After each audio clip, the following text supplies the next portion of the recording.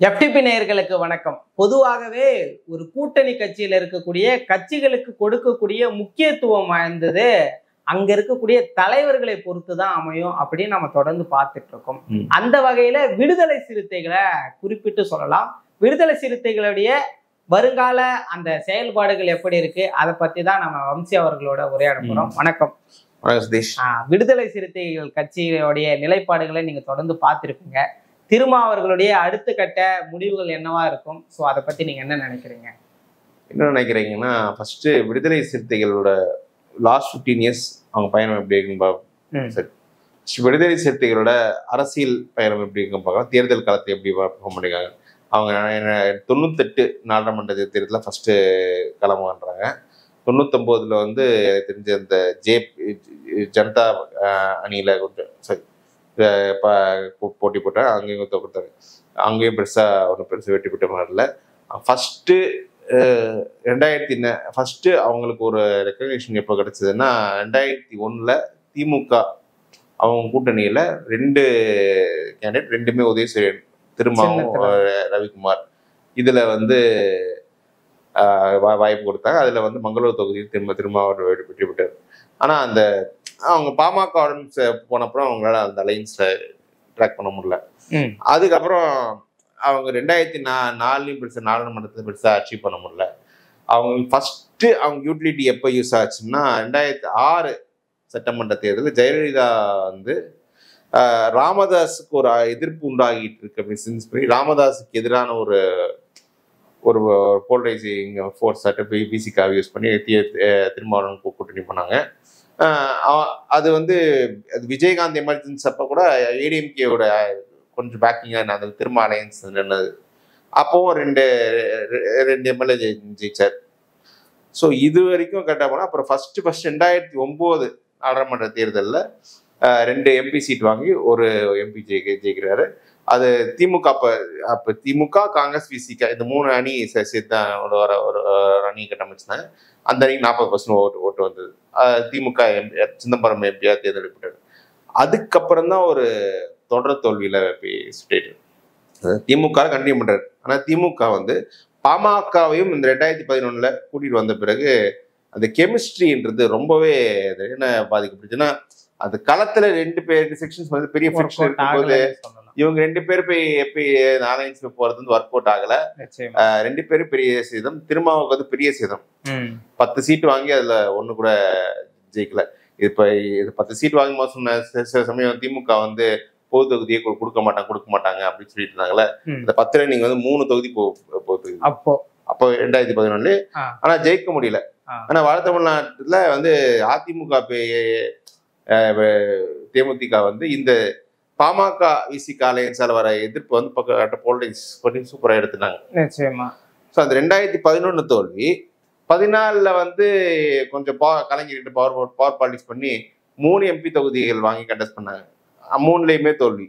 அதுக்கு திமுகவினரே பலர் நமக்கு வந்து திரும்ப வந்து உள்ள வச்சுட்டதால்தான் நம்ம கட்சிக்கு வர வேண்டிய வன்னியர் ஓட்டு கேட்ட வரல, இல்லைன்னா நம்ம வந்து நம்ம இவ்வளவு மாசமும் தோத்துருக்க மாட்டோம் அப்படின்ற அந்த ஒரு ஐடியா வந்து திமுக தலைமை மத்தியிலே கொஞ்சம் இன்செப்ட் பண்ணிட்டாங்க. அவங்க என்ன எதிர்பார்ப்புன்னா பாமக உள்ள கொண்டு வரலான்னு.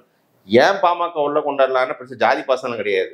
பாமகவுக்கு வந்து ஒரு விசிகாவிட ஒரு ஓட் பேங்க் அடிப்படையில் பாமக பெரிய கட்சி, நிரூபிக்க அந்த வாக்கு வங்கி நமக்கு உதவும் வட மாவட்டத்துல அப்படின்ற அந்த ஒரு அங்கதான் பாமக கொண்டு வராங்க. பட் பாமகவும் அன்னைக்கு சேரல. பிளஸ் விசிக பாமக பிளஸ் அவங்க என்ன நினைச்சாங்க, பாமக பெரிய அணி இல்லாத போது நம்ம விசிகாவை நம்ம அணியை வைக்கிறது நமக்கு வன்னியர்கள் மத்தியில பெருசா ரெஸ்பான்ஸ் கிடைக்காதுன்னு. ஸோ இதனால 2016 அவங்க திமுக தான் அவர்த்த தள்ளி வச்சது. அப்புறம் வெளில போய் மக்கள் கூட்டணின்னு ஒரு அரேஞ்ச்மெண்ட் உருவாக்கி அது மோசமான தோல்வியை சந்திச்சு அது வந்து 3/4% ஓட்டுக்கு வந்துட்டார். ஸோ திரும்ப ஒரு கட்சியின் வாக்கு வங்கி என்ன தமிழ்நாட்டு அரசியலை பொறுத்த வரைக்கும்னா, நீங்க திமுக கூட்டணி வைக்காமல் கடைசியா இந்த தேர்தல் எவ்வளவு ஓட்டு எடுத்தீங்க அப்படின்றதுதான் அவங்க வாக்கு வங்கி. அவர் ஒரு 0.75% எடுத்துட்டாங்க. அதுதான் ஓட்டு. அதுல இன்பிட்வீன் 2011, 14, 16 3 தேர்தல் தொடர் தோல்வி இருக்காரு. இந்த பொசிஷன்ல அவன் மீண்டும் திமுக அணியில சேர்ந்து அவருக்கு வந்து யூஸ்வலா இருக்க ஆன்டி பிஎம்கே ப்ரோ தலித் அரசியல் தாண்டி ஒரு ஆன்டி பிஜேபி அக்ரஸிவா பண்ணி தான் இப்போ 2019 ஜெயிச்சார். 19 ஜெயிக்கும் போது இதே நீங்க சொன்ன நீங்க உங்க தனிச்சின்ன வேணாங்க எங்களுக்கு வந்து இதுன்னு 2001 வந்து திமுக பாமகவுடன் கூட்டணி வச்சப்போ அந்த அணியில் தொடர முடியாமல் எம்எல்ஏ பதவி ராஜினாமா செய்தார். ஆனா அந்த மாதிரி எம்பாரஸ்மெண்ட் பார்த்து நமக்கு எந்த வாட்டி 19 வந்து ரவிக்குமார் தான் திமுக ஜெயிச்சார். இவர் வந்து சொந்த பானை சின்னத்தில் சிதம்பரம் ஜெயிக்கிறார். ஆனால் ரவிக்குமார் ஜெயிச்ச மார்ஜின் பெருசு. அதே திமுக அப்புறம் ஸ்வீப் பண்ண எலெக்ஷன் ரொம்ப ஒரு சின்ன மார்ஜின்ல திரும்ப ஜெயிச்சிருந்தார். 2000 ஓட்டு என்னமோ தான். ஸோ அப்பவே அந்த அந்த அடையாள அரசியல் புது சின்னத்துக்கு மக்கள் மத்தியில் எந்த அக்செப்டன்ஸ் இல்லாம போயிடுச்சுன்னு தெரியும். இதே திமுக இவரும் உதயசூரியன் கண்டெஸ்ட் பண்ணியிருந்தா எங்கேயோ போயிருங்க ஒரு ஓட்டு கண்டிப்பா. ஆனா அதை வந்து ஃபிக்ஸ் பண்ணுன்ற முயற்சி எடுத்து சட்டமன்றத்துல 6 கண்டெஸ்ட் பண்ணி 4, இப்போ பார்லிமெண்ட்ல ரெண்டுமே சொந்த சின்னத்துல ஜெயிச்சது வந்து பெரிய இம்ப்ரூவ்மெண்ட். ஒரு இன்னைக்கு மாநில கட்சின்ற அந்தஸ்து அவங்களுக்கு கிடைச்சிருக்கு. அது ஒரு நல்ல விஷயம்தான். ஆனால் இப்ப அடுத்த வந்து அக்ரெசிவா ஸ்டெப் எடுக்க முடியாது. இப்போ வந்து பல பேர் சொன்னாங்க நீங்க அதிமுக போயிருக்கலாம்னு. அதிமுக எடப்பாடி கூப்பிட்டு இருக்கா, இவ்வளவு சீட்டு கொடுக்குறாருன்னு. இப்போ அதிமுக போயிருந்தாங்கன்னா 2 எம்பி இன்னைக்கு ஜெயிச்சாங்க. 2 எம்பி ஜெயிச்சிருப்பாங்கன்றது சந்தேகம் தான்.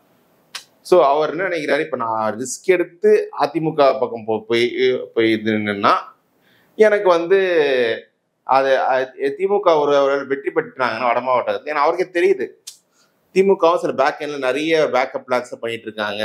இப்போ வந்து இவர் கோவிச்செலின் வந்து மந்திரியா இருக்காரு, செல்வ பெருந்தகையர் வந்து காங்கிரஸ் தலைவர் வந்திருக்காரு. ஸோ திமுக தனக்கு ஒரு பேக்கப் பிளான் ரெடி பண்ணது தெரியுது. இப்போ நான் அவசரப்பட்டு வெளில வந்துட்டேன்னா நான் இந்த 2011, 14, 16 பொசிஷனுக்கு வந்து இப்போ பிரிச்சுடுவேன்னு நினைக்கிறாரு. அதனாலதான் சரி இந்த அலையன்ஸ்ல இருக்கணும்னு அவர் ஃபீல் பண்றாரு. அது கமிட்டடா இருக்காரு. இப்போ என்ன பிரச்சனை வருதுன்னா அவருக்கு இது வந்து திமுக வந்து அந்த 2016 0.75% ஓட்டு அதுக்கு தான் ட்ரீட் பண்ணிட்டு இருக்காங்க. இவருக்கு வந்து திமுகவோட பார்கெயின் பண்ண ஒரு ஆப்ஷன் கிடையாது. ஏன்னா அதிமுக பாஜக கூட்டணி இருந்தால இன்னைக்கு வந்து அவர் பார்கெனிங் ஆப்ஷன்ஸ் குறைவு. இப்போ அதிமுக இன்னைக்கு கூட சொல்லிக்க அதிமுக பாஜக கூட்டணி உடஞ்சிரும் அப்படின்னு இவர் சொல்றாரு. சம்பந்தமே ஏன் சொல்றாருன்னு தெரியல. ஏன்னா இவரோட எதிர்பார்ப்பு அதிமுக பாஜக கூட்டணி உடைஞ்சால் அதிமுகவை திமுக பேரம் பேசலாம் அப்படின்னு இவர் நினைக்கிறார். இப்போ அது நடக்காத பட்சத்தில் வந்து இப்போ அவர் திமுக கொடுக்கறதா வாங்கிக்கணும். திமுக கொடுப்பாரு, போன வாட்டி கொடுத்த அதே நம்பர் தான் கொடுப்பாங்க. அது வந்து பெரிய எம்பாரஸ்மெண்ட். ஏன்னா விசிகா உண்மையிலேயே லாஸ்ட் ஒரு 8 இயர்ஸ்ல களத்துல எல்லாம் வளர்ந்துருக்காங்க. நிறைய பேர் விசிகா சப்போர்ட்டர்ஸ் நம்ம கிராமப்புறங்களை பார்க்க முடியுது, கொடி கம்பங்கள் நிறைய பார்க்க முடியுது. அவர் சோசியல் மீடியால நல்ல பிரசன்ஸ் அவருக்கு இருக்கு. ஆனா என்னன்னா இதெல்லாம் வந்து குவான்டிஃபை பண்ண முடியாது. அந்த வளர்ச்சியை வந்து அவர் ஆன் பேப்பர் ப்ரூவ் பண்ணாதான் அதுக்கான சீட்டு. ப்ரூவ் பண்ணது வரை 0.75% சீட்டு தான் இருக்கு. ஆனா 2016 1% கூட வாங்கல அப்படின்னு சொல்றீங்க. இப்போ வந்து ஒரு ப்ரூவன் டு ஓட்டு காமிச்சிருக்காருல தனி சின்னத்துல நின்னு. அதுக்கேத்த மாதிரி அது திமுக கூட்டணியா இருந்தாலும் தனி சின்னம்ன்றது பார்கெனுக்கு உதவும் தானே. அதாங்க தனி சின்னம் கொடுத்த தனி சின்னத்துல நின்னுக்குவாங்க. 6 தொகுதி 7 தொகுதி நின்னுக்குவாங்க, அப்படிதான் வருவாங்க. பிளஸ் திமுக எப்படி ட்ரீட் பண்றாங்கன்னா மக்கள் கூட்டணி எப்படி பார்த்தாங்கன்னா விசிகா, சிபிஎம், சிபி, மதிமுக இந்த 4 பேர் கிட்டத்தட்ட ஒரே ரேஞ்சில் தான் வாங்கியிருப்பாங்க ஓட்டு. இப்ப 4 பேருக்கு ஒரே அளவுதான் சீட்டு கொடுக்குறாங்க. 2 எம்பி இல்லைன்னா சட்டமன்றத்துக்கு வந்து 6 எம்பி, ஒரு எம்பிக்கு ஒரு 3 எம்எல்ஏ 6 எம்எல்ஏ கணக்கு போடுறாங்க. ஸோ இந்த 6 எம்எல்ஏன்றதா இவங்க திமுக வந்து, ஏன்னா இந்த கட்சிகள்ல வந்து இப்போ அதிமுக பாஜக கூட்டணி வந்தால கம்யூனிஸ்டுக்கு ஒரு பார்க்கிங் இல்லை, இவங்களுக்கு பார்க்கிங் கிடையாது. திமுக கொடுக்கறத வாங்கிட்டு போனோம். அப்படி ஒரு சிக்கல்ல இருக்க திரும்ப. ஸோ அதனாலதான் அந்த ஒரு பேசி கொஞ்சம் சீட்ஸ் வாங்கிட்டு இன்னொரு தேர்தல் தனிச்சு நின்றுட்டா கொஞ்சம் ஸ்டெபிலைஸ் ஆயிடுன்னு நான் நினைக்கிறாரு. இந்த கேட்ரஸ் மத்தியில் ஆர்வம் இருக்கு. இப்போ இப்போ திமுக இப்போ அவங்களோட வளர்ச்சியை வந்து ப்ரூவ் பண்ணணும்னு போனா ஒருவேளை அவங்க 234 சந்திக்கிறதுக்கான வாய்ப்பும் அதிகமா இருக்கு. நிறைய வாய்ப்பு இருக்கு. 234 தொகுதியில் ஒரு கேண்டிடேட் போட்டு தன்னை முதலமைச்சராக ப்ரொஜெக்ட் பண்ணி ஸ்டேட் லெவல்ல ஒரு ஓட்டு எடுக்கலாம். அதுக்கு ஆதரவு இருக்கும். ஆனா அவருக்கு என்னன்னா சப்போஸ் வெளில வந்து திமுக அணி ஜெயிச்சிருச்சுன்னா அவர் ஜெயிச்ச அணியில கண்டிப்பா நம்ம சேர்த்துக்க மாட்டாங்க. நிச்சயமாவா 2009 14 பொசிஷன் நம்ம போயிடுவோன்ற அந்த ஒரு இன்செக்யூரிட்டி அவருக்கு இருக்கு. ஸோ அதனால இப்போ கேர்ஃபுல்லாக தான் ஒரு ஸ்டெப்ஸ் மூவ் பண்றாரு. திமுக மைண்ட்ல அது பார்க்கிங் கிரியேட் ஆகும்னு பாக்குறாரு. பட் திமுக இதுக்கெல்லாம் அவங்க கன்சிடர் பண்ண மாட்டாங்க தான் நான் நினைக்கிறேன். திருமாவை பற்றி தாவேக தலைவர் சொல்றதும் அதிமுக தலைவர் சொல்றதும் நியாயம்தான். அவங்க வந்து கூட்டணிக்கு அழைக்கலாம். ஆனா நயினார் நாகேந்திரன் அவர்களும் ஒரு சாஃப்ட் கார்னரோட பேசுறாரு. இது எப்படி பாக்குறீங்க? இல்ல, இன்னைக்கு வந்து தமிழ்நாட்டுல பெரிய பவர்ஃபுல் ஓட்டிங் செக்ஷன் தலித் எமர்ஜி இருக்காங்க. நிச்சயமா. அதுக்கு இன்னைக்கு வந்து ஒரு பட்டியல் சமூகத்திலிருந்து வந்த ஒரு நபர் வந்து ஒரு தனக்குன்னு ஒரு கட்சி வாங்கி மாநில கட்சி அந்தஸ்து பெறுவது தமிழ்நாட்டுலன்றது சாதாரண விஷயம் கிடையாது. ஸோ இவர் பெற்றிருக்காருன்னா அப்படின்னா இவரோட இண்டிவிஜுவல் ஸ்டேச்சர் வந்து அந்த செக்ஷன்ஸ் மாதிரி நிறைய இருக்கு. அந்த ஸ்டேச்சர் வந்து இப்ப திமுக ஒழுங்கா ட்ரீட் பண்ண மாட்டேங்கிறாங்க, பிளாஸ்டிக் சேர் கொடுக்குறாங்க, இந்த மாதிரி நம்ம வைத்து அவரோட குட்வில் ஆதரவாளர் மத்தியில் குட்வில் சம்பாதிக்கணும் எல்லாரும் முயற்சி பண்றாங்க. அதனாலதான் விஜய் வாங்க, நீங்க வாங்கின வெளில வாங்கின அப்படின்னு சொல்லிட்டு இருக்காங்க. வெளில வந்தா ஒண்ணுமெல்லாம் போயிடும் தெரியும். அதை விஜய் கேட்கிறாரு, நான் வெளில வந்து கூப்பிடுங்க என்ன சிஎம்மா சொல்லுவீங்களான்னு கேட்கிறாரு. அதுக்கு விஜய் தயாரா இல்லை, நிச்சயமா இருக்க மாட்டாரு. ஸோ திரும்ப பொசிஷன்ன்றது இன்னைக்கு சிக்கலா வருது. இந்த அதிமுக பிஜேபி கூட்டணி உடைந்தால் கொஞ்சம் பார்கெயின் கிடைக்கும். அப்படி வராத பட்சத்தில் திமுக கொடுக்கறதா வாங்கிக்கணும். அப்போ வந்து திருமாவுடைய இப்போதைய மனநிலை என்னவா இருக்குன்னா, கூட்டணியிலிருந்து வெளியேறாம அதுதான் இது வந்து ஒரு கம்யூனிஸ்ட் சொன்னார். இதுல வந்து எப்படின்னா ஒரு சிபிஎம் தலைவர் ஒருத்தர் வந்து ஒரு உதாரணம் சொன்னார். இது திமுக கூட்டணின்றது ஒரு தொட்டிக்குள்ள இருக்கிற எல்லா ஒரு 6-7 மீன்கள் கனவாலி மாதிரி.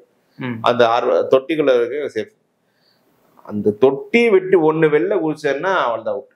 அதே மாதிரிதான் நம்ம இந்த கூட்டணி இருக்கிறது சேஃப். அவசரப்பட்டு நம்ம ஒண்ணு வெளில வந்தோன்னா நம்ம தான் மாட்டிப்போம் அப்படின்னு அவங்க நினைக்கிறாங்க. எப்படிதான் இருந்தாலும் திருமா தன்னுடைய அந்த நிலைப்பாடுகள்ல வந்து ரொம்ப தெளிவா இருக்கிறாரு. திருமா வந்து இப்போதைக்கு ஸ்ட்ராங்கா ஆன்டி பிஎம்கே ஆன்டி பிஜேபின்ற அந்த பொசிஷன் எடுத்து ஸ்ட்ராங்கா நிக்கிறாரு. இவங்க ரெண்டு கட்சிகளோட எங்கேயுமே காம்ப்ரமைஸ் கிடையாதுன்னு அவர் நினைக்கிறாரு. ஆனா யதார்த்த அரசியல்ல வந்து நிலைப்பாடு மட்டுமே ஓட்டு கிடையாது. கண்டிப்பா வாக்கு வாங்கி நிரூபிக்கணும். திரும்ப வந்து கொஞ்சம் ரிஸ்க் எடுத்து நான் சொன்ன மாதிரி 234 தொகுதி கேண்டிடேட் போட்டு ஒரு பேன் தமிழ்நாடு ஓட்டு ப்ரூவ் பண்ணலாம். பட் அந்த ப்ராசஸ்ல வந்து திமுக ஜெயிச்சுன்னா அவங்க எப்பவுமே ஜெயிக்க மாட்டாங்க. கண்டிப்பா அது எப்படி திரும்ப வெளியே வந்தாலும் ஒருவேளை தனித்தின்றா அது மீண்டும் இந்த திமுகவை ஆட்சியில் அமைப்பதற்கான ஒரு வழியா தான் இருக்கும். ஸோ திருமாவுடைய அடுத்த கட்ட நிலைப்பாடுகள்லாம் எப்படி இருக்குன்னு பொறுத்திருந்து பார்க்கலாம். நன்றி.